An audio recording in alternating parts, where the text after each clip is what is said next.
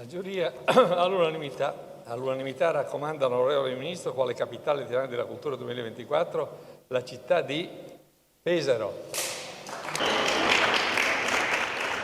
Un timido applauso accoglie al municipio di Chioggia l'annuncio del ministro Dario Franceschini in collegamento da Roma.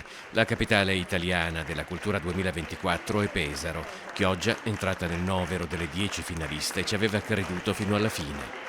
Personalmente sono deluso perché arrivare dopo, che ne so, Siracusa, Vicenza, città comunque che hanno un certo valore storico e culturale è una cosa. Pesaro personalmente non la conosco cosí bene come le altre città. A seguire in diretta la cerimonia che ha premiato Pesaro ci sono amministratori locali, cittadini e promotori della candidatura di Chioggia. L'amarezza per la mancata vittoria lascia presto spazio alla soddisfazione per il percorso intrapreso, che non sarà un punto di arrivo, ma di partenza.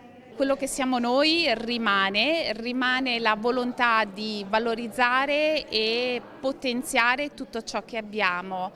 Lo facciamo in un'ottica nuova. Il primo cittadino di Chioggia, Mauro Armelao, si collega da Roma, dove come gli altri 9 sindaci finalisti ha seguito la cerimonia di persona. Sentire poi che il sindaco di Pesaro ha chiamato il ministro Dario, insomma mi fa un po' pensare, no? Quello di Armelao è solo un accenno polemico a caldo. Lo sguardo del sindaco è già inevitabilmente rivolto al futuro.